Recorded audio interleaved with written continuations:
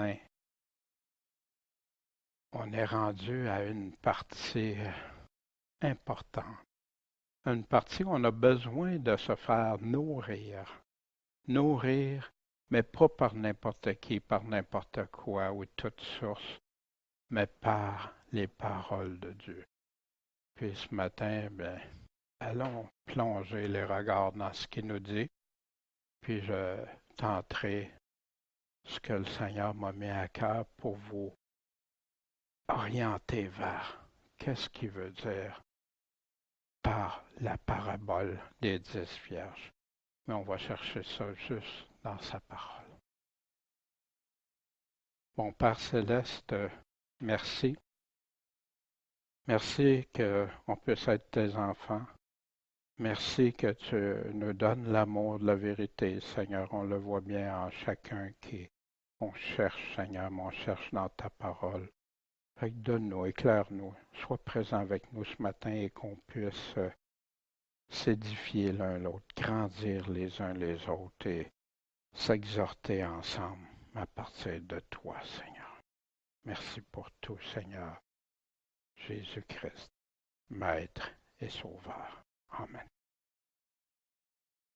Bien, ce matin, on va regarder ce qu'on appelle la parabole ou l'exemple ou la similitude des 10 vierges qui l'attendent. Mais, il y en a 10 qui l'attendent, mais on va voir qu'est-ce qu'il y en a. Mais la semaine dernière, vous vous souvenez, ce qu'on a vu les deux serviteurs de Jésus, les deux ministres, le bon ministre et le mauvais ministre. Le bon, il persévère, il est patient. Le mauvais, en passant, c'est des mots, le méchant serviteur que Jésus utilise lui-même, il abandonne, il est impatient, il lâche. Le bon, il est fidèle. L'autre devient infidèle. Qu'est-ce que ça veut dire fidèle? Foi, fidélité. Tu es fidèle envers le Seigneur. Tu as la foi, mais tu as la foi pas juste d'un Jésus que les hommes se forment à l'image, mais tu as la foi dans lui, qui il est. Qu'est-ce qu'il dit? La vraie image. Le bon ministre est prudent, éveillé, prêt, préparé. Le mauvais, imprudent, téméraire, sans crainte, insouciant. Le bon se nourrit de la véritable nourriture et nourrit les fidèles. Le méchant, il se nourrit des choses du monde, puis il devient même violent envers ceux qui sont fidèles, qui ont la foi. Il les harcèle même, il va même aller jusqu'à les trahir. Il marche par amour pour Dieu, le bon ministre et son prochain. Oui, parce qu'il continue, malgré les dangers, malgré ce que ça lui coûte de nourrir les autres, il va le faire par amour pour eux, malgré toutes circonstances. Comme ça, il aime Dieu et son prochain. Le méchant, il marche dans l'ivresse du monde sans se soucier des autres. C'est lui-même qui veut. Mais pourtant, il devrait le savoir que ça va être pour peu de temps. Mais ça ne l'empêche pas. C'est lui qui veut servir, qui veut être. Le bon va être abondamment récompensé par le Seigneur, mais le méchant serviteur sera rejeté et condamné par le Seigneur. Pourquoi Jésus nous a donné ces avertissements-là? Puis c'est pas fini, il va continuer. Parce qu'il nous aime. Parce qu'il veut qu'on fasse partie des bons serviteurs. Ceux qui l'aiment, ceux qui sont prêts à le suivre, coûte que coûte, engagés pour lui, des fidèles. Ce matin, on va poursuivre. Vous savez, il n'existait pas de chapitre puis de verset. Ah, c'est bon pour nous se repérer, mais c'est toute la réponse de Jésus qui continue. Quand est-ce? C'est ton avènement, puis c'est la fin du monde. C'est quand? Il est en train de répondre. Puis là, il est en train de nous dire comment l'attendre. Comment qu'on doit le suivre, l'attendre. Fait qu'il dit alors, hein? Pourquoi? Parce qu'il est en train de dire, il parlait des serviteurs, le fidèle et l'infidèle. Alors, le royaume des cieux sera semblable à 10 vierges qui, ayant pris leur lampe, allèrent au-devant de l'époux. Hein, on sait que les mariages avaient que les grands mariages avaient des vierges comme ça qui allaient avec les lumières pour éclairer et tout. Puis ils attendaient qui quand l'époux arrivait? Fait que Jésus va se servir de cet exemple-là. Fait que là, il y en a 5 dans ces 10-là qui étaient sages, puis 5 folles ou insensées. Le mot insensé même serait plus approprié ici. La sagesse, puis le manque de sagesse, c'est sans sagesse, c'est insensé. Ici, ce qu'on va regarder, Jésus, ce qu'il va nous parler, il y a une chose qui est claire. Jésus veut que tout ce qu'il va nous dire ait ressemblance avec l'attente de son retour. Il veut ça. Maintenant, il y en a qui ont pris ça pour élaborer toutes sortes de théories, puis on a ça dans la théologie, Augustin et compagnie, qui va donner un autre sens à ce que Jésus dit. Mais on va écouter Jésus, puis on verra ce qu'il nous dit. Il veut nous expliquer simplement comment l'attendre, comment il veut qu'on attende. Puis, il veut qu'on comprenne bien l'importance de demeurer prêt. Les folles ou les insensants prenant leur lampe n'avaient pas pris d'huile avec eux autres. Les 10 avaient des lampes, mais eux autres, Jésus nous dit qu'ils n'ont pas pris de l'huile supplémentaire pour aller. Mais les sages, qu'est-ce qu'ils ont fait de différent? Eux autres, ils ont pris de l'huile dans leur vaisseau, leur contenant, avec leur lampe. Fait qu'ils n'ont pas pris juste leur lampe. Hein? Puis dans ce temps-là, Jésus nous montre qu'est-ce qui était d'usage courant. C'était des lampes comme ça, des petites lampes qui éclairaient. Il n'y avait pas d'électricité, il n'y avait pas de batterie, il n'y avait pas. Hein? Il éclairait avec des lampes. Puis il versait de l'huile dedans et c'est pour ça que ça éclairait. Mais comme l'époux tardait à venir, comment ça, l'époux, il devrait être là depuis... comment ça qu'il n'est pas arrivé? Il n'arrive pas comme on pensait. Fait que là, il est tard, ça prend bien du temps. Il s'assoupisse. Hein? Comme quand nous autres, t'attends quelqu'un, puis il est supposé arriver à telle heure, puis il n'arrive pas à telle heure. Mais là, c'est plus juste 1 heure en retard, 2 heures ou 3 heures, c'est long. Qu'est-ce qu'on risque de faire? S'assoupir, s'endormir. Et sur le minuit, un cri s'éleva. Un peu comme quand Jésus nous dit qu'il va y avoir une dernière trompette, une trompette.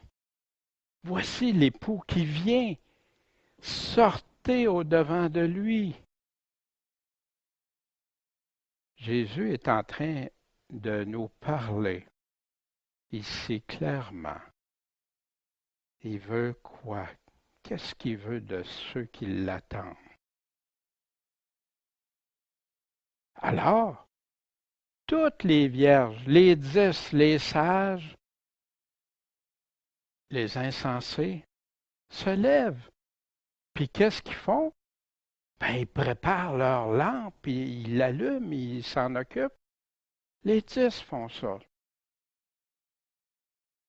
Fait que dites-moi, c'est-tu des personnes qui ne connaissent pas l'époux? Ils le savent, ils attendent l'époux. Les contenants d'huile étaient dans des vases, hein, souvent de ce type-là, puis qui versaient, puis que là, ils pouvaient avoir de l'huile, puis éclairer beaucoup plus longtemps que s'il y a de l'huile juste dans une petite lampe, tout simplement. En passant, avant d'aller plus loin, il y a beaucoup d'explications allégoriques sur la signification de l'huile. Une des plus courantes, c'est que l'huile représenterait le Saint-Esprit. mais on ne trouve pas ça bibliquement. L'onction avec l'huile, ils en ont fait sur différents l'autel, pour mettre les offrandes, ils en ont même mis sur les prêtres, les sacrificateurs et tout ça, là. Ils mettaient ça sur eux, mais est-ce que c'était l'Esprit Saint? Jamais on va trouver ça. Fait que soyons prudents quand on dit que ça signifie ça. Pour d'autres, bien, c'était différentes théories. Il y en a que c'est l'amour, il y en a que c'est ci, il y en a que c'est ça. Mais retenons une chose. Jésus est en train de nous parler de quoi? Comment l'attendre? Puis est-ce qu'il parle juste des 10 vierges? Non, il va nous donner plusieurs choses. C'est un tout. Comment l'attendre? C'est ça qu'on va voir dans quelques minutes. Mais ici, les folles disent aux sages, donnez-nous de votre huile, parce que nos lampes s'éteignent. Ça prend bien plus de temps, puis on n'a plus. Puis comment on peut l'attendre si on est dans la noirceur, si on n'a pas la lumière pour l'accueillir, c'est pour lui faire un accueil et tout ça. Mais les sages ont répondu, on craint qu'il n'y en ait pas assez pour nous, puis pour vous. C'est étrange.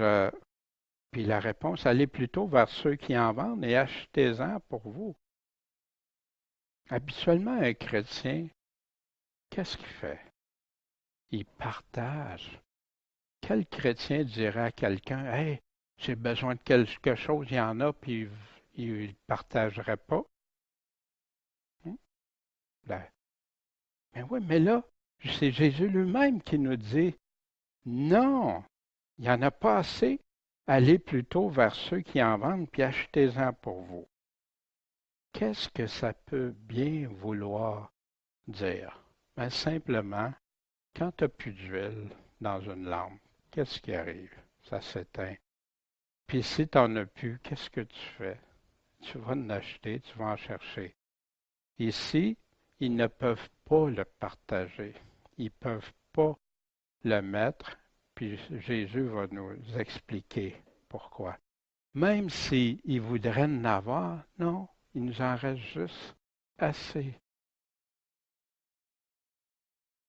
On va aller voir la Bible, nous donne une référence dans la Bible qui parle d'acheter, mais qu'on ne peut pas vendre, qu'on ne peut pas transdonner, tout ça.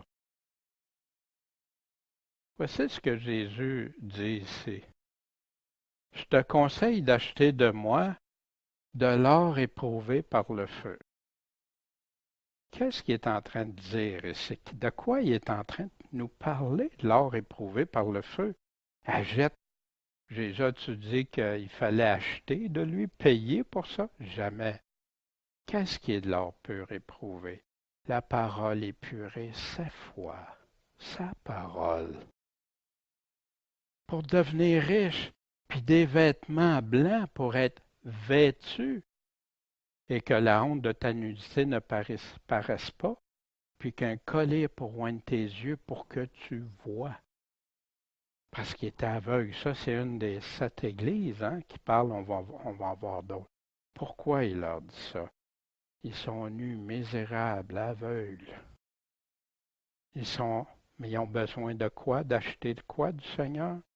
Sa parole. Tu peux-tu aller acheter ça à la dernière minute?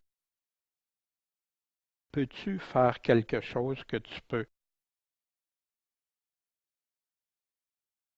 Voici dans Proverbe 23, 23. Achète quoi? La vérité.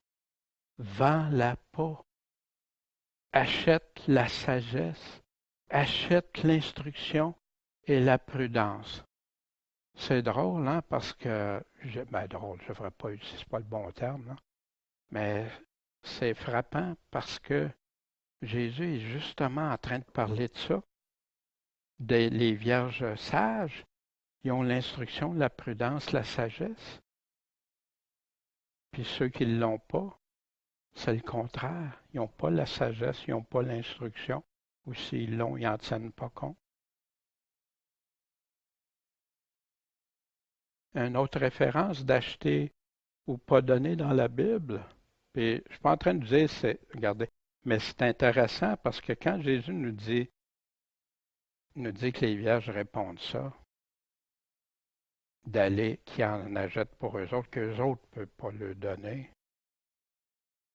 Vous tous qui êtes altérés, venez aux eaux. Et vous qui n'avez pas d'argent, venez, achetez et mangez. Venez acheter sans argent et sans aucun prix du vin, du lait. Pourquoi dépensez-vous l'argent pour ce qui nourrit pas et votre travail pour ce qui ne rassasie pas?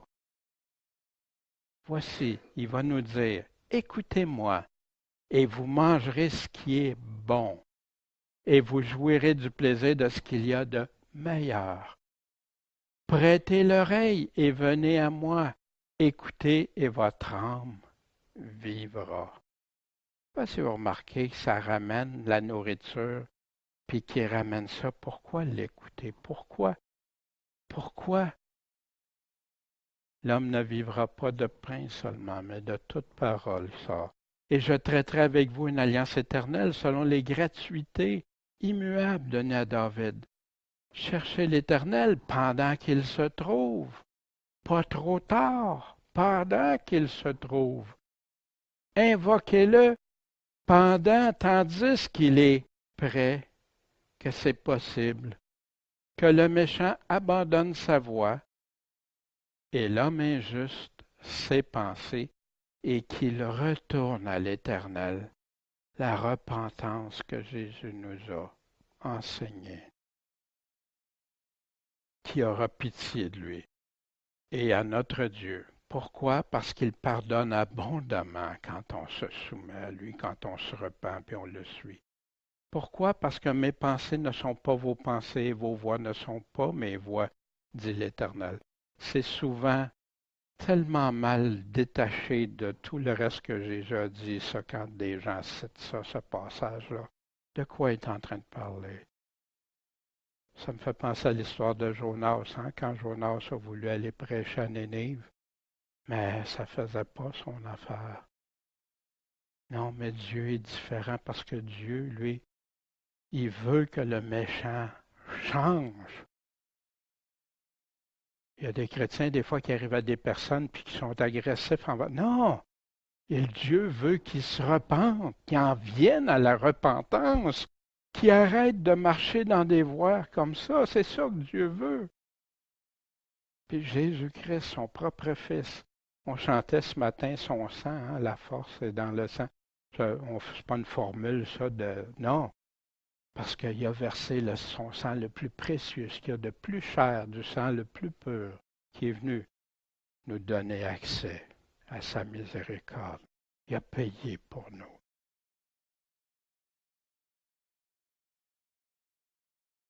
Est-ce que je peux donner ça? Je peux y en parler, mais je ne peux pas donner mon cœur. C'est dans mon cœur, ça. Matthieu 25 continue.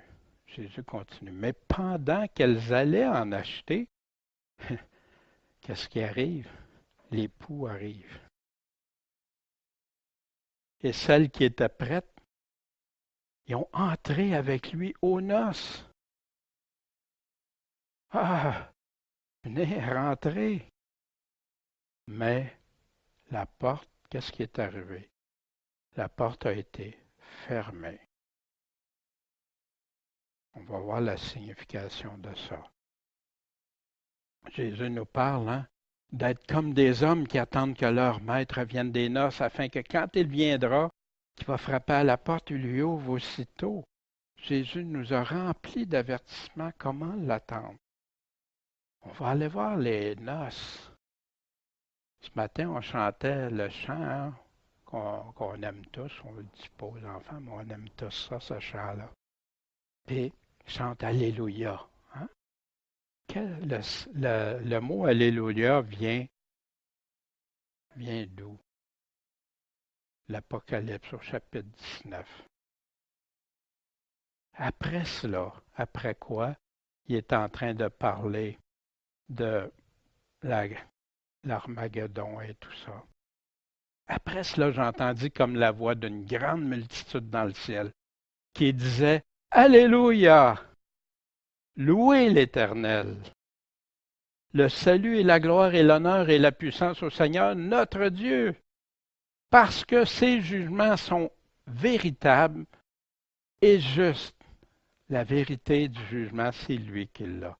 Et parce il a jugé la grande prostituée qui corrompait la terre par son impudicité, puis qui a vengé le sang de ses serviteurs qu'elle avait répandu de sa main. Vous vous souvenez, on a ça aussi dans le 5e sceau, hein?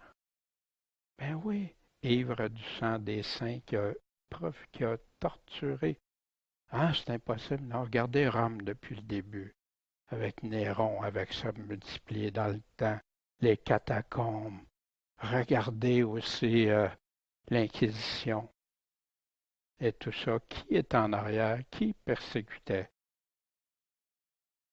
Rome et par la suite ceux qui représentent Rome, romaine, qui encore aujourd'hui dans certains endroits.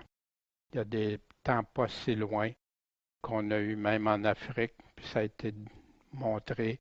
Il y en a qui allaient à la messe le matin avant d'aller assassiner des chrétiens. Wow! Wow! Non, non, c'est ça. Regardez attentivement, puis allez vous informer. Vous allez voir, puis ils le disent, qu'est-ce qui est arrivé. Quelle tristesse! Au nom de Dieu. Il y en a qui vont vous tuer au nom de Dieu, en prenant le nom de Dieu. Mais je les connais pas, qu'ils disent. Et ils dirent une seconde fois, Alléluia! Sa fumée monte au siècle des siècles. Imaginez quand la justice de Dieu va arriver, là, après qu'il ait tout subi, tout enduré ça jusqu'à la mort pour beaucoup, jusqu'à la mort. Puis ils ne seront pas heureux que le Seigneur accorde sa justice, pas la justice de l'homme, sa justice. Lui, est-ce qu'il veut ça qu'on souffre tous, que ses enfants soient amenés là? Non, il le permet parce qu'il y a des choses en arrière. Mais c'est qui vient combattre les enfants de Dieu? Qui les harcèle? Qui les persécute? Alléluia! Sa fumée monte au siècle des siècles. Hein? Ah oui. Il dit plus loin, ces tourments vont être là au siècle des siècles. Il y en a qui pensent que c'est temporaire. Mais ils veulent avoir l'éternité au siècle des siècles, mais quand c'est pour la punition, ils ne veulent plus que ça veut dire la même chose. Et les 24 anciens, les 4 animaux se prosternèrent, adorèrent Dieu qui est assis sur le trône en disant Amen, que ce soit comme ça. Alléluia. Puis là, il y a une voix qui sortait du trône en disant, puis pourquoi qu'on parle de tout ça avant d'arriver aux noces? Ben, c'est parce que c'est ça que la Bible nous dit. Il est en train de nous dire quand est-ce que ça va arriver. Ils vont dire Alléluia. Il va nous dire quand est-ce que c'est les noces de l'agneau. Mais il nous dit pourquoi, il réplique Alléluia, puis tout ça. Une voix sortie du trône disant Louez notre Dieu, vous tous, ses serviteurs qui le craignez, petits et grands. Pas de distinction. Ceux qui le craignent, qui l'aiment. Et j'entendis comme la voix d'une grande multitude, comme le bruit des grosses eaux, comme la voix des grands tonnerres. Wow! Ça va-tu être fort? Avez-vous déjà entendu le tonnerre? Hein? Quand des fois, là, c'est plus loin, c'est pas pire, hein? Mais quand c'est proche, là, wow! Ça saisit-tu? Qui disait Alléluia!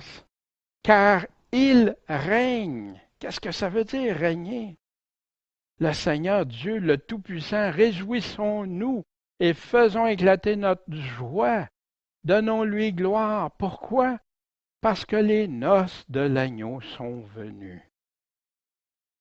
Jésus, quand il parle des exemples qu'il nous donne, qui parle des noces, là. De quelles noces il parle? Des noces de l'agneau, ses noces. Et son épouse séparée. Il lui a été donné d'être vêtu d'un fin lin, pur, éclatant. Puis il nous dit, c'est quoi le fin lin? Ce sont les justices des saints. Alors l'ange me dit, écris, heureux ceux qui sont appelés au banquet des noces de l'agneau. Heureux. Jésus nous parle des serviteurs fidèles, infidèles. Lesquels vont être invités aux noces de l'agneau? Jésus nous parle des vierges sages puis des insensés. Lesquels vont faire partie des noces de l'agneau? Lesquels vont être appelés au banquet des noces de l'agneau? Puis il rajoute, il me dit aussi, c'est là les vraies paroles de Dieu, les véritables paroles de Dieu. Fait, on ne peut pas détacher ça. Qu'est-ce qui se passe avant les noces de l'agneau? Qu'est-ce qui va arriver? Pourquoi ils disent Alléluia? Pourquoi ils sont heureux? Pourquoi ils se réjouissent tant? C'est si fort, si éclatant. Sûrement pas comme il y en a qui prétendent que les noces de l'agneau arrivent pendant qu'ils sont en haut pendant 7 ans, puis que les autres se font massacrer pendant 7 ans. C'est sûrement pas ça.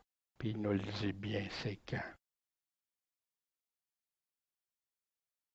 Après ça, les autres vierges vinrent aussi et nous dire, pas à nous, mais dire au Seigneur, Seigneur, Seigneur, ouvre-nous.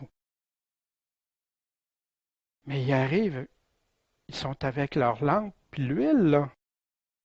Ils sont arrivés avec, mais ouvre-nous, Seigneur, frappe à la porte, crie, fais tout ce que tu veux. Mais Jésus dit quoi? La porte est fermée. C'est un peu comme tu te dépêches hein, tu vas aller faire un voyage, puis tu vas prendre l'avion. Puis là, tu prends tes affaires, tu fais tes choses. Tout d'un coup, tu t'en vas, tu t'aperçois que t'as oublié ton passeport ou tu as oublié tes valises ou tu as quelque chose. Tu retournes de bord pour aller chercher, puis là, tu arrives à l'aéroport. Puis, trop tard, monsieur. Moi, mais j'ai toutes les explications, j'ai toutes les justifications. Monsieur, la porte est fermée, l'avion décolle. Quand même que tu fais l'image de Jésus, c'est ça. Non. Pourquoi tu n'as pas fait ce que tu devais? Tu n'as pas été prévoyant, tu n'as pas fait ça d'avance. La porte fut fermée. Souvenez Jésus quand Luc 13, et il leur dit, efforcez-vous d'entrer par la porte étroite, car je vous dis que plusieurs chercheront à y entrer. Les vierges insensées font partie de ça, et qu'ils ne le pourront. Quand le père de famille sera entré, puis qu'il aura fermé la porte, puis vous étant dehors, vous mettrez à frapper, puis à dire, Seigneur, Seigneur, ouvre-nous. Il va leur répondre, je ne sais d'où vous êtes. Je ne vous connais pas, je ne vous reconnais pas. Wow! En passant, où se trouve la deuxième chance que moi j'avais entendu souvent après l'enlèvement, tu vas avoir une deuxième chance de te repentir? Ici, Jésus, qu'est-ce qu'il dit? Il est en train de parler de son retour, son avènement, puis qui va accueillir avec lui, qui va être réuni avec lui ou pas. C'est de ça qu'il est en train de nous parler. Mais y a-t-il une deuxième chance après? Non, Jésus nous dit que la porte est fermée. Impossible. Puis il va aller plus loin, il va nous dire où vont aller ces personnes-là. On va le voir dans la suite. En passant, on regarde les 10 vierges, mais ce qui est rattaché avec, puis je vais vous le démontrer selon la parole, c'est rattaché avec les talents, la parabole des talents aussi. On verra ça le dimanche prochain, Dieu voulant. Mais il leur répond, je vous dis en vérité, je vous connais pas, je vous reconnais pas. Pourquoi qu'il leur dit ça? Mais c'est rattaché aux enseignements de Jésus, pour connaître Jésus. Vous savez, le sens de je ne le connais pas. Vous vous souvenez de Pierre, quand, Jésus s'est fait arrêter puis ils l'ont amené. Jésus lui avait dit, Pierre, tu vas me renier avant que le coq chante, tu vas me renier 3 fois. Ici, Pierre, non, non, non, Seigneur. Mais qu'est-ce qu'il a fait? Je le connais pas. Je sais pas ce que tu me dis là.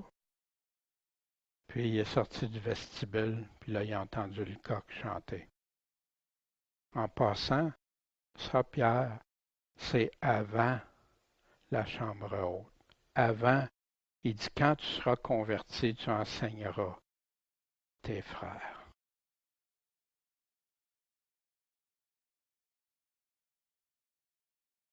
Qui Jésus connaîtra pas et rejettera devant le Père et ses anges. Jésus nous a dit ça à plusieurs endroits dans la Bible, dans le Nouveau Testament. Écrit à l'ange de l'Église de Laodicée. Voici ce que dit l'Amen, le témoin fidèle et véritable, le principe de la création de Dieu. Wow! Je connais tes œuvres. Hein? Dans les 7 églises, Jésus commence toujours, il se présente avec un titre qui va frapper pour le reste. Je connais tes œuvres. Je les connais, tes fruits, ce que tu fais. Tu n'es ni froid ni bouillant. Ou si tu étais froid ou bouillant. Ainsi, parce que tu es tiède, ni froid ni bouillant. Là, Jésus a les mots les plus sévères que Jésus lui-même a choisis. Je te vomirai de ma bouche. Wow! Il y en a qui n'ont pas de crainte. Les insensés, ils n'ont pas de crainte. Non, non, on continue, on fonce comme on veut. Je te vomirai de ma bouche. Pourquoi? Parce que tu dis, je suis riche, je me suis enrichi, j'ai besoin de rien. J'ai tout ce qu'il me faut. Il ne parle pas physiquement, il parle spirituellement ici. J'ai tout ce qu'il me faut, moi. Je suis correct, j'ai mon salut, j'ai ci, j'ai ça. Il n'y a rien qui peut m'arriver. Regarde, Jésus dit ça. Ils vont découper des bouts de versets. Personne ne les ravira de ma main. Mais qu'est-ce qu'ils font? Ils n'écoutent pas mes brebis, m'entendent et me suivent. Écoute quoi? Mes paroles, ma voix et me suivent. Marche comme moi, je leur dis. Ah ben non, là, tu veux parler, tu vas être sauvé par tes œuvres. Non, ben dis ça à Jésus, c'est lui qui le dit. Personne ne les ravira de sa main si on écoute sa voix puis on le suit. Puis il est en train de parler des faux pasteurs puis des vrais pasteurs dans Jean 10 quand il parle de ça. Mais j'ai besoin de rien, moi j'ai tout. Mais tu connais pas que tu es malheureux, misérable, pauvre, aveugle et nu. Aimeriez-vous être dans cette condition-là? Wow! Wow, Seigneur! Est-ce que je fais partie de ça? Seigneur, enseigne-moi, montre-moi, ouvre, enlève cet aveuglement-là, enlève tout ce qui est pas comme toi, tu dis. Mais savez-vous, juste pour le dire comme ça, là, je serais considéré un hérétique pour beaucoup. Mais pourtant, ce n'est pas mes paroles, c'est celles de qui? C'est celles de Jésus. Je te conseille d'acheter de moi, hein, vous vous souvenez, tantôt d'acheter de moi de l'or éprouvé par le feu pour devenir riche, cet or éprouvé-là. Tu veux devenir riche? Prends la parole de Dieu, écoute-le, et des vêtements blancs pour être vêtu, que la honte de ta nudité paraisse pas, puis un collier pour oindre tes yeux, pour ouvrir ton aveuglement, afin que tu vois. Puis Jésus dit, si tu es dans cette condition-là, je reprends et je châtie tous ceux que j'aime. Hein? Le Seigneur va aimer, mais il reprend puis il châtie. Aie donc du zèle, repens-toi, aie du zèle.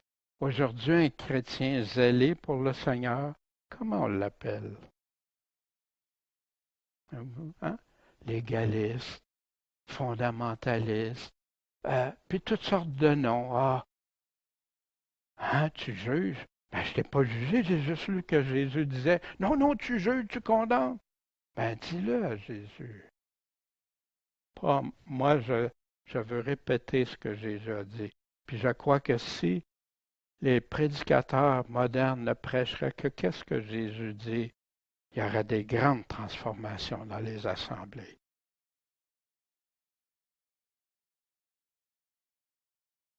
Achète, achète de moi de l'or éprouvé.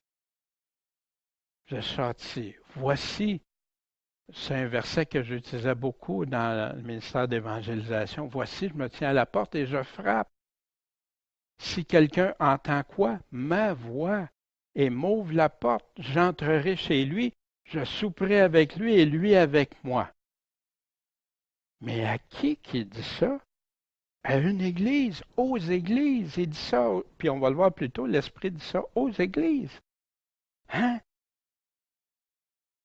Oui, pour l'évangélisation, je crois qu'on peut s'en servir, parce que c'est vrai que Jésus peut frapper à la porte des cœurs, même des plus méchants. Mais ici, dans quel contexte il parle de ça? À une église. Ceux qui se disent riches, qui ont tout, eux autres sont au-dessus de tout. Puis souvent, c'est ceux qui disent, tu n'as pas rien à m'enseigner d'autre. J'ai ma théologie. Ma théologie confirme ça. Puis voici, avec qui va entrer souper? Celui qui vaincra. À qui va ses promesses? Aux vainqueurs ou à ceux qui ne se repentent pas, qui n'écoutent pas? Je le ferai asseoir avec moi sur mon trône, comme moi-même j'ai vaincu et que je suis assis avec mon Père sur son trône. Qu'est-ce que ça représente, ça? Être sur son trône? Wow! Aux vainqueurs, ceux qui vont s'être réveillés, qui seront plus aveugles, qui vont acheter du Seigneur sa parole sans argent.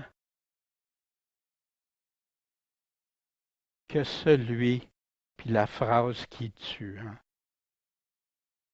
qui dit à chacune des sept églises, que celui qui a des oreilles écoute ce que l'Esprit dit à qui? Aux églises au pluriel. Wow! Pourquoi que c'est si peu mis en évidence? Savez-vous, souvent beaucoup, l'Apocalypse ou les paroles prophétiques, il y en a beaucoup qui n'aiment pas. Des prédicateurs qui n'aiment pas. Ils ont toutes sortes de raisons pour ne pas lire, pas étudier, pas. Puis même, ils disent aux gens, faites attention, là. C'est dangereux, quasiment. Ils disent pas comme ça, mais ça revient à ça. Wow! Jésus dit, heureux celui qui lit, qui entend, qui garde les prophéties de ce livre. Jésus est l'esprit de prophétie.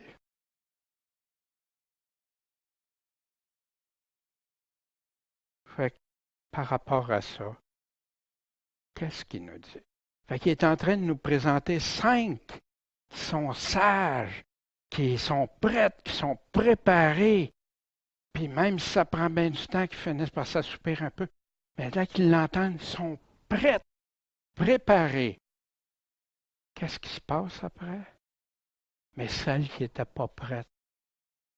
Fait que pourquoi qu'on doit veiller? Veiller donc ou donc veiller, hein, les deux mots. Quand il y a un donc en quelque part, c'est parce que c'est relatif à tout ce qu'il vient de nous dire. Car vous savez ni le jour ni l'heure où le Fils de l'homme viendra. La date puis l'heure, personne ne sait ça. Mais les signes pour le reconnaître quand il nous les a tout dit depuis les premiers versets de Matthieu 24 et la suite. Voici encore une autre église. Écrit à l'église de Sardes. Voici ce que dit celui qui a les 7 esprits de Dieu, les 7 étoiles. Je connais tes œuvres, Tu as la réputation d'être vivant face aux gens. Wow, une église en vie, mais tu es mort. Sois vigilant, puis affermis le reste qui s'en va mourir. Il t'en reste un peu, parce que je n'ai pas trouvé tes œuvres parfaites devant Dieu. Donc, souviens-toi de ce que tu as reçu et entendu. De quoi il parle? De quoi il parle quand il dit reçu et entendu? C'est quoi qu'ils ont reçu et entendu? La parole de Dieu. Encore là, c'est la réponse de Jésus au problème que cette assemblée a, c'est la parole. Hein? Tout le monde voudrait être l'Église de Philadelphie parce que tu as gardé ma parole de ma persévérance. Je vais te protéger.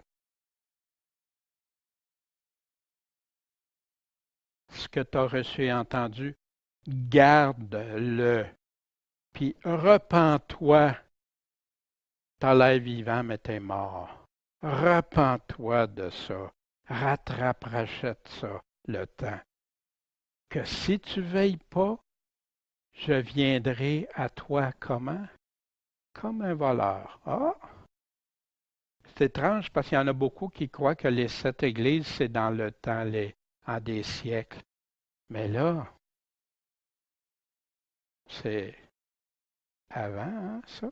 Il y a au moins 5 endroits à 5 églises que Jésus garde ma parole. Je vais venir à toi comme un voleur, ou tiens jusqu'à temps que j'arrive, etc. Fait que c'est pour nous autres. Mais nous, c'est plus pour nous autres. Nous autres, c'est passé ces églises-là. Nous autres, on est la meilleure. Ah oui, la Odyssée, celle qui est tiède. Ah, tiens, étrange. Si tu veilles pas, je viendrai à toi comme un voleur. Puis toi, tu ne sauras pas à quelle heure je viendrai vers toi.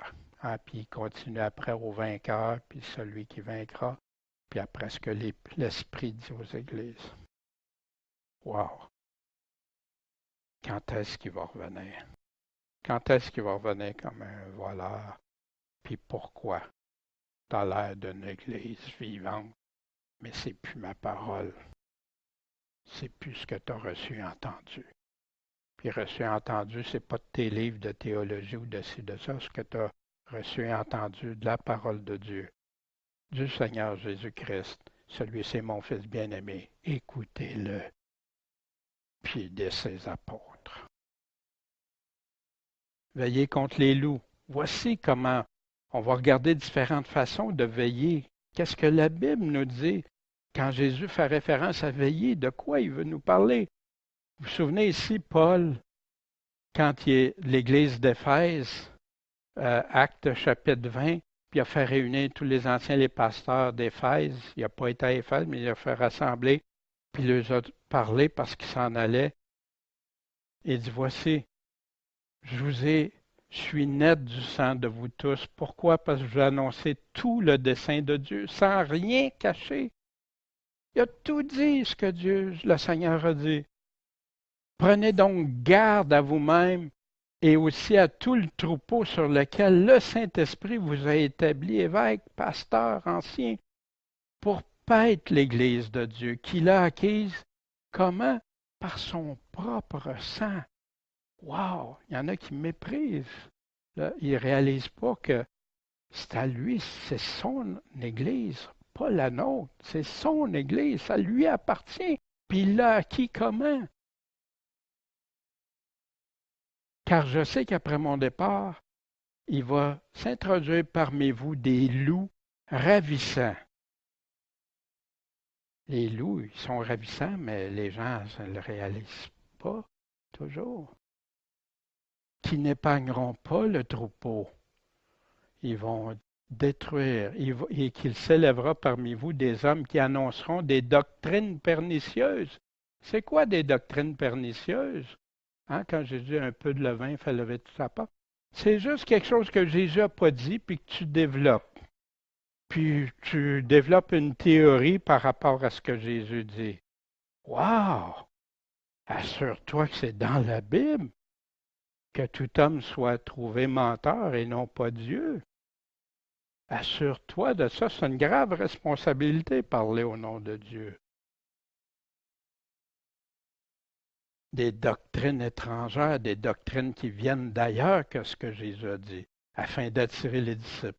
Donc, veillez, veillez donc, vous souvenant que pendant 3 ans, nuit et jour, j'ai pas cessé de vous avertir chacun de vous avec larmes. Fait qu'est-ce que Paul disait? Ben, seulement Jésus est mort et ressuscité, puis c'était ça quand il prêchait l'Évangile. C'était central, mais c'était tout le dessein de Dieu, tout ce que Dieu a dit. C'est ça l'Évangile. Allez enseigner-leur tout ce que je vous ai commandé, pas juste les parties qui peuvent plaire. Je vous recommande à Dieu et à sa parole, à la parole de sa grâce. Lui qui peut vous édifier, vous donner quoi? L'héritage avec tous les saints. Il dit ça à qui? À des pasteurs. Wow! Wow!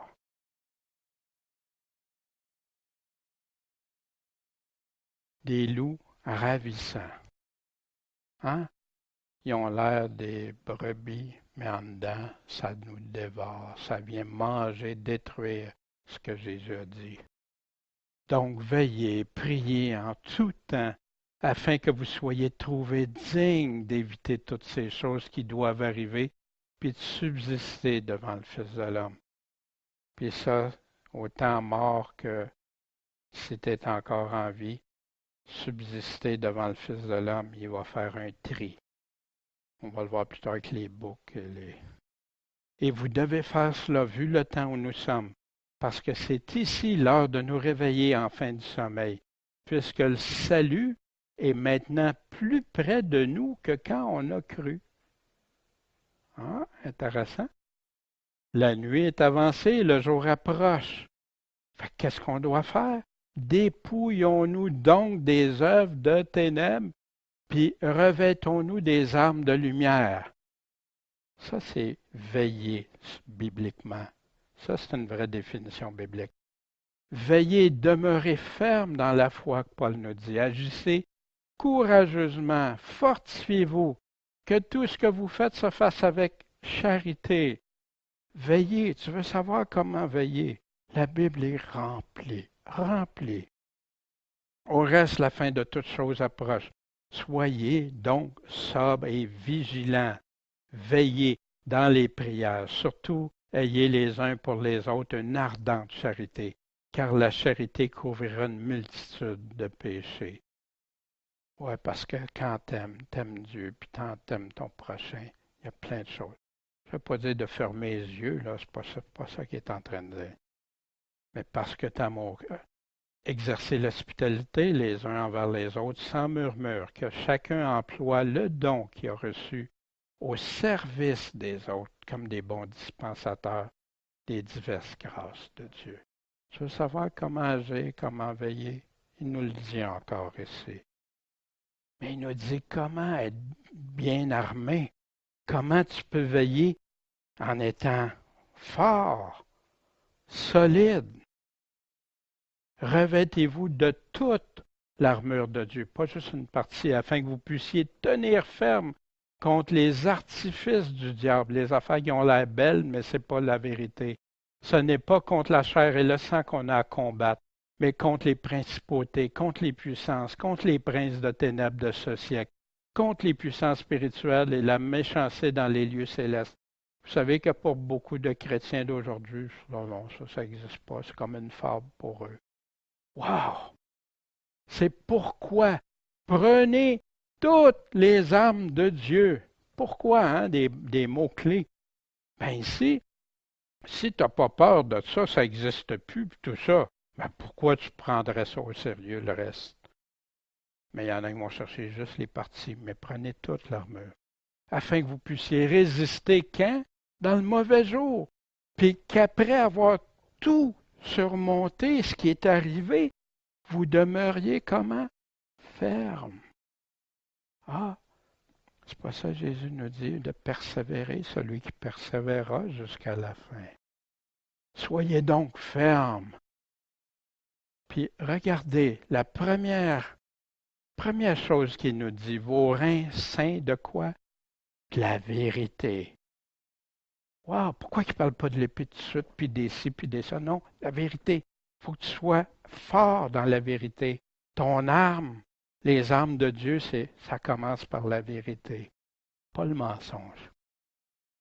Revêtu de la cuirasse de justice, une cuirasse qui empêche les pieds chaussés du zèle de l'évangile de la paix, prenant par-dessus tout ça le bouclier de la foi en Jésus-Christ, la confiance, par le moyen duquel vous allez être capable de faire quoi?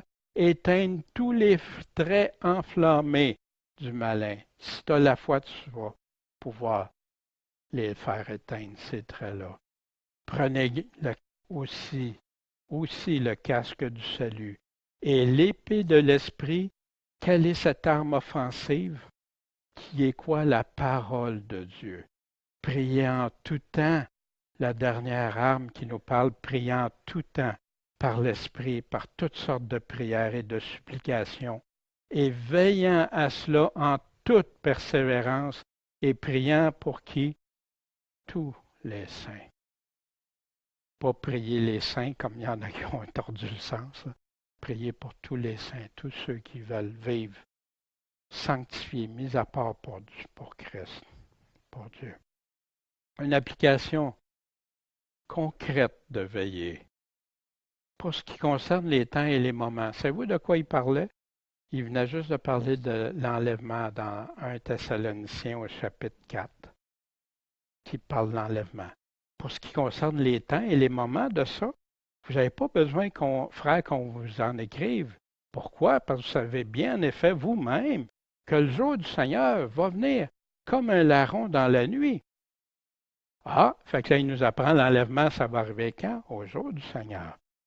Car lorsqu'ils diront paix et sûreté, nous autres, on a tout, on est correct, on est en paix, alors une ruine subite les surprendra, comme les douleurs surprennent la femme enceinte, mais ils n'y échapperont pas. Mais quant à vous, frères, vous n'êtes pas dans les ténèbres pour que ce jour-là vous surprenne comme un voleur. Puis là, il nous dit, dormons pas comme les autres. Il nous donne la solution à ça. Veillons et soyons sobres. Hein? Ça ne ressemble pas à ce que Jésus nous a dit. Wow! Soyons sobres étant revêtus de la cuirasse de la foi de la charité et du casque de l'espérance du salut. Parce que Dieu ne nous a pas destinés à la colère. Mais il y en a qui changent le mot. Dieu ne nous a pas destinés à la tribulation. Je ne suis pas en tribulation contre quelqu'un. Je peux être en colère contre quelqu'un. Mais je vais subir des tribulations. Ça pourrait être la colère de quelqu'un. Dans ce cas ici, c'est la colère qui vient. On avait déjà examiné ça, qui va venir de qui? De l'Antéchrist, qui est animé par qui? Par l'esprit du mal, du malin. On n'est pas destiné à la colère, mais à la possession du salut, la délivrance de Jésus. Mais il y en a qui découpent complètement à cause. Non, non, non, ça n'a rien à voir avec l'enlèvement. L'important, c'est de ça que Paul. Faites ça. Prenez la lettre de Thessaloniciens, les deux lettres, là. Puis enlevez tous les chapitres, les versets, même vous pouvez le télécharger sur Internet, il y en a, où je pense que j'en avais déjà remis. Vous lisez tout ça, 100 chapitres, 100 versets, wow! C'est donc bien clair. Comment ça que ça devient compliqué quand j'écoute quelqu'un d'autre ou quand je découpe le contexte? Comment pas être insensé? Regardez ici. Soyez donc les imitateurs de Dieu, comme des enfants. Marchez dans l'amour, comme le Christ nous a aimés, s'est offert lui-même pour un sacrifice victime d'agréable odeur. Que ni la fornication, ni aucune impureté, ni l'avarice ne soient même nommés parmi vous. Wow! Il n'est pas en train de penser avant qu'on se convertisse. On est ensemble, là. Que ça soit même pas, ça n'en fasse même pas partie, comme il convient à des saints. Ni aucune parole déshonnête, bouffonnerie, plaisanterie qui sont des choses malséantes, mais qu'on entende plutôt des actions de grâce. Parce que vous savez ceci, qu'aucun fornicateur, impudique, avare qui est un idolâtre, n'a part dans l'héritage du royaume de Christ et de Dieu. Des fois, il y en a qui essaient de séparer les royaumes. Non, c'est tout le même royaume.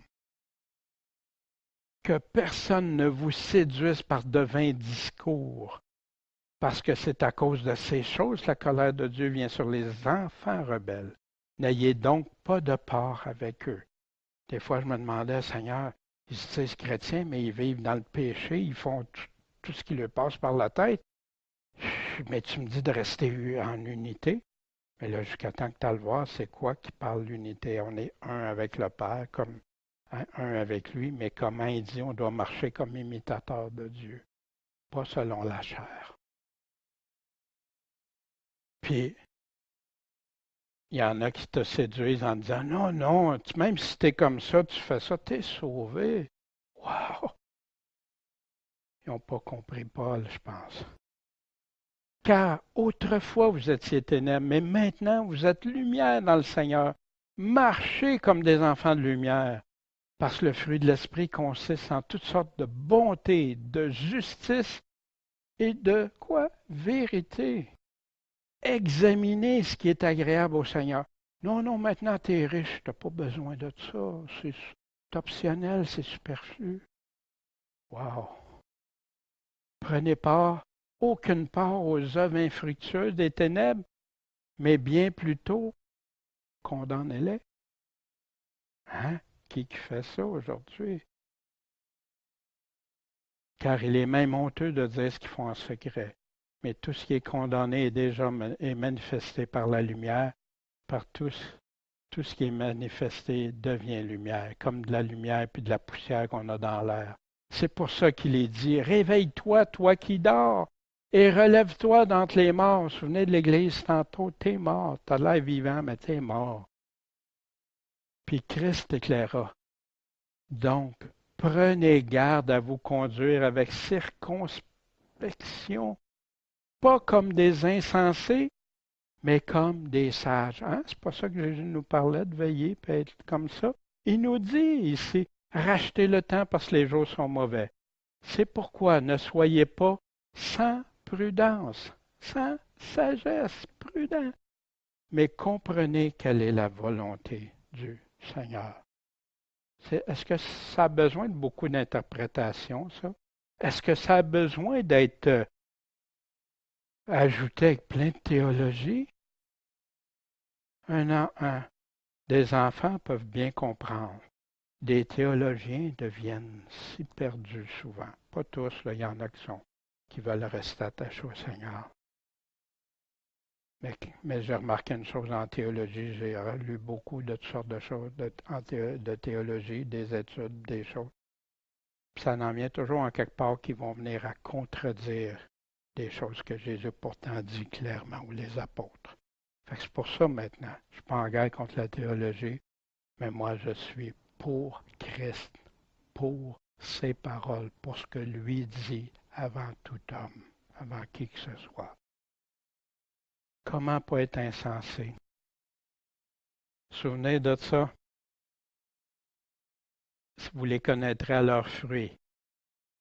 C'est pas tout homme qui me dit Seigneur, Seigneur qui va entrer dans le royaume des cieux, mais celui qui fait la volonté de mon Père. Plusieurs vont me dire un jour-là, Seigneur, Seigneur, est-ce qu'on n'a pas prophétisé en ton nom, chassé des démons même?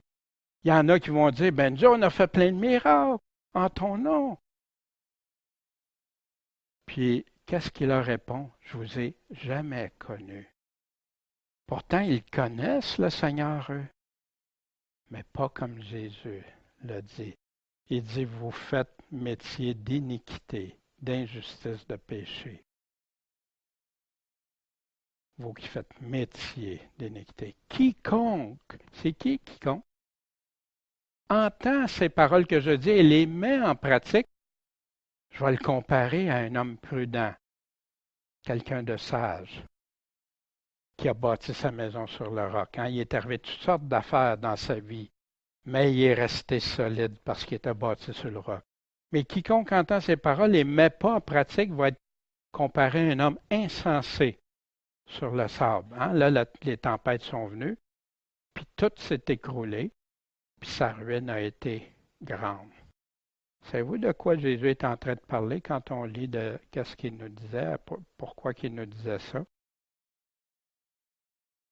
Il est en train de parler des faux puis des vrais prophètes. Qui dit ce que Jésus a dit? C'est toujours ça la question. Puis il y en a des bons prédicateurs qui s'attachent, qui restent attachés à ce que Jésus dit. Ils ne déforment pas, ils ne modifient pas. Puis tout ça, il reste qu'est-ce que Jésus dit. Puis amen, puis priez pour eux. Puis si vous en connaissez que ce n'est pas ça qu'ils font, priez pour que Dieu leur donne l'amour de la vérité. Sa vérité, ta parole est la vérité. On doit toujours veiller à partir du fondement. Et c'est dans Hébreu, c'est pourquoi il nous faut nous attacher plus fortement aux choses. Mais quelles choses qu'il faut s'attacher si fortement aux choses qu'on a entendues. D'où vient ta foi? Ce que j'entends vient de la parole de Dieu. C'est de là que ma foi doit se bâtir. De peur que nous périssions. À qui parle? À des non-chrétiens? Wow! Car si la parole annoncée par les anges a eu son effet, et si, en passant par les anges, il y en a, hein, les anges ont amené la parole de Dieu? Non. Ange, c'est angelos, c'est messager. Fait que peut être utilisé parfois pour des anges qui descendent du ciel, les messagers de Dieu, puis des fois des hommes. Puis c'est pour ça, quand il parle à cette église, il dit à l'ange d'Éphèse, à l'ange de celui qui apporte le message de Dieu. Puis vous allez voir pourquoi on peut l'affirmer. Il a eu son effet, et si toute transgression, toute désobéissance a reçu une juste punition, comment on pourrait échapper si nous négligeons un si grand salut qui ayant été premièrement annoncé par qui? Par le Seigneur, premièrement. Nous a été confirmé par qui? Par ceux qui l'avaient entendu. Comment la parole a été annoncée ici? Il nous le dit dans le contexte très clairement. Très clairement. Mais si on se laisse entraîner par toutes sortes de choses, on peut facilement. D'où vient le fondement? Toujours. Les reproches aux églises. Hein, il y a juste 2 églises qui ont passé le test que Jésus avait. Aucune remontrance. Il ne leur a pas demandé aucune repentance. L'Église qui a persévéré jusqu'à la fin, qui est allée jusqu'à la mort pour lui. Puis l'autre Église, Philadelphie, qu'on connaît bien, qui dit parce que tu as gardé ma parole, ma persévérance, tu l'as conservé ça. Aussi, j'ai juré dans ma colère, ils n'entreront pas dans mon repos. Frères, prenez garde que quelqu'un de vous n'ait un cœur mauvais et incrédule. Comment tu peux avoir un cœur mauvais? En se détournant du Dieu vivant. Je vois que j'ai oublié de mettre ça quand j'ai retranscrit. Du Dieu vivant. Comment tu peux avoir un cœur mauvais? Tu te détournes, mais pour te détourner, il faut que tu sois avec. Tu ne peux pas te détourner de quelqu'un si tu n'es pas avec quelqu'un. Exhortez-vous les uns les autres entre nous, pendant qu'il est dit aujourd'hui, de peur que quelqu'un de vous ne s'endurcisse. Comment? Par la séduction du péché. Veillez là, il y a les faux prophètes. Veillez à s'aimer les uns les autres, à veiller pour que personne ne s'en aille dans le péché, à être séduit par le péché. Parce que nous sommes devenus participants de Christ, mais là, la condition, pourvu que nous conservions ferme jusqu'à la fin notre première assurance, pendant qu'il est dit, aujourd'hui, si vous entendez sa voix, endurcissez pas vos cœurs comme il est arrivé lors de la contestation retourne dans l'Ancien Testament, puis que les gens se sont rebellés contre Dieu. Puis regardez qu'est-ce qui leur est arrivé aussi. C'est pour ça que Paul va nous en parler. Veillez avec Jésus. Prenez garde à vous qu'on ne perde pas le fruit. Quiconque est transgresseur et demeure pas dans quoi? Dans la doctrine de Christ, n'a pas Dieu. T'entends quelqu'un qui va plus loin que la parole, là, qu'est-ce que Jésus a dit? n'a pas Dieu. Celui qui demeure dans la doctrine de Christ a le Père et le Fils. Si quelqu'un vient à vous et n'apporte pas cette doctrine, recevez-les pas, participez pas à ces mauvaises œuvres. Encore là, faux prophète, loup ravissant. Veillez sans adultère envers le Seigneur. Il dit, je vous ai unis à un seul époux pour vous présenter à Christ comme une vierge chaste. Mais je crains, comme le serpent a séduit Ève par sa ruse, que vos pensées ne se corrompent aussi en se détournant de la simplicité qui est en Christ. Christ te dit, repens-toi, marche pour moi, marche avec moi, suis-moi, obéis-moi. Simple. Hein? On avait regardé déjà combien il y a de commandements juste dans le Nouveau Testament. Incroyable. Mais les gens veulent juste en retenir quelques-uns. Ceux qui aiment entendre. Il y en a même qui vont dire, mais si tu veux obéir au commandement du Seigneur, tu vas te sauver par tes œuvres. Non, c'est Jésus qui me dit que je dois. Si je l'aime, je vais obéir à ses commandements. Comment qu'on peut faire ça, un adultère contre le Seigneur, si on ne fait pas attention? Un autre Jésus que celui que les apôtres nous ont prêché. Un autre esprit que celui qu'on a reçu à notre conversion. Un autre évangile que celui qu'on a embrassé. Puis il dit, c'est des serviteurs du malin plus bas dans le chose. Comment veiller? Quand Pierre ici nous dit qu'on doit faire tous nos efforts. Puis il parle de Paul, quand il parle des choses parmi lesquelles il y en a des difficiles à comprendre, à entendre, que les personnes ignorantes et mal assurées tordent comme les autres Écritures pour leur propre perdition.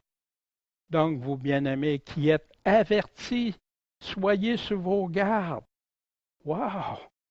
Faites attention, il y en a qui prennent les écrits de Paul. Paul est inspiré de l'Esprit Saint. Mais, puis ça, j'ai remarqué ça dans beaucoup de sectes, ils partent à partir de Paul. Ils vont donner l'Évangile à partir de Paul. Ils vont donner, mais ils découpent. Ils ne regardent pas tout. Comme si Paul aurait prêché un autre Évangile que ce que Jésus nous a enseigné, ou que Pierre nous a enseigné, ou que les autres apôtres. Non, Paul n'a pas prêché un Évangile différent. Sans ça, il serait rendu anathème lui-même. Mais Pierre nous avertit qu'il y en a qui vont tordre les écrits de Paul. Parce que c'est facile, Paul, tu découpes des versets, des phrases ici et là, puis tu peux faire plein parce que c'est long, c'est lettre. Puis il y a une grande sagesse, puis c'est facile. Mais, puis, regardez, entraîné par l'égarement de qui? Les impies. C'est qui des impies? C'est ceux qui ne vivent pas dans la piété du Seigneur, dans la sanctification du Seigneur, qui vont même te dire que tu t'es sauvé, même si tu vis n'importe comment. Même si tu n'as pas pardonné à un autre. Ah, Dieu va te pardonner pareil. Pardon? Pas ça que Jésus m'a dit. Mais que personne ne peut pas être entraîné par eux pour déchoir de votre fermeté, mais grandissez dans la grâce et la connaissance de notre Seigneur Jésus-Christ. À lui la gloire, pas à ceux qui tordent les Écritures. Encore là, qui je vais suivre? Qui est-ce qu'on suit? Tout le sérieux, hein? Le Seigneur nous parle dans la paix qui nous dit, quelle devez-vous pas être la sainteté de votre conduite et votre piété en attendant et hâtant la venue de Dieu. En attendant, efforcez-vous d'être trouvés sans tache et sans reproche devant lui dans la paix. Efforcez-vous. Non, non, tout est réglé. J'ai tout maintenant. Efforcez-vous, qu'il nous dit. Oui, oui, c'est parfois les chrétiens, ils avertissent pas les pécheurs. Mais ici, cette image-là m'a frappé, hein? Le jugement de Dieu qui s'en vient, les pécheurs qui s'en vont comme si rien n'était. Mais savez-vous, le train, quand il va frapper cette voiture-là, qu'est-ce qui va arriver à celui qui est dans la cabane? Vous avez déjà vu un train qui frappe un véhicule, puis comment ça peut être? Je trouvais l'image frappante. Veillez, restez éveillés. Deux catégories d'appelés devant le Seigneur, les sages et les insensés. Les sages, ils attendent l'époux. Les insensés, Ils attendent l'époux. Les sages préparent leur lampe. Les insensés préparent leur lampe. Les sages prévoient que leurs lampes devront être réapprovisionnées pour demeurer prêtes. Les insensés n'y pensent même pas que les lampes vont s'éteindre et qu'ils auront besoin d'être réapprovisionnées. Ou ils ne s'en préoccupent pas. Il va arriver bien avant ça. Je n'aurai jamais besoin d'être si longtemps. Les sages écoutent les paroles de Jésus attentivement puis les mettent en pratique. Les insensés n'écoutent pas tous les avertissements de Jésus. Ils se croient à l'abri. C'est pas pour eux autres. Ils ont tout, eux autres. Il ne leur arrivera rien. Ils sont prêts, préparés à son arrivée. Les insensés ne sont pas prêts. Leurs lampes se sont éteintes pour son arrivée. Le temps le plus important que tu en avais besoin, t'as pas. Puis les sages vont faire partie de celles qui seront avec l'époux. Les insensés voudront entrer, mais feront partie de ceux qui seront rejetés par l'époux. Wow! Wow! Est-ce qu'on écoute? Les sages écoutent. Les insensés ferment l'oreille à tout ça. Pour ça, Jésus dit que celui qui a des oreilles à entendre, il nous le répète si souvent. Quelques réflexions. Quel effet me font ces paroles au sujet de l'importance d'être prêt? Est-ce qu'on prend ça au sérieux? Est-ce qu'on y croit vraiment et que c'est assez sérieux que le Seigneur nous aime tellement qu'il ne veut pas qu'on se fasse prendre? Suis-je éveillé, vigilant? Est-ce que je veille? Est-ce que je marche dignement pour notre roi des rois et Seigneur des seigneurs? Les apôtres nous avertissent tous, le Seigneur aussi. Sommes-nous sages ou insensés? Dans quelle catégorie Jésus va nous classer? Ça, c'est la grande question. Il ne faut jamais penser comme ça, tu m'en doutes là. Non, ma foi doit être basée sur du vrai, du concret. Ma foi doit être basée sur ce que Jésus a dit. Puis même Paul, il dit, examinez-vous si vous êtes dans la foi. Puis même aux Corinthiens, il y en a à la honte qui sont même pas, qui connaissent même pas Dieu dans l'Église. Wow! Comment veiller, rester prête? On a vu une partie des passages ce matin. On aurait pu continuer très longuement, mais ça revient constamment. Fausseté, mensonge, égarement, non. Danger. Péché, non.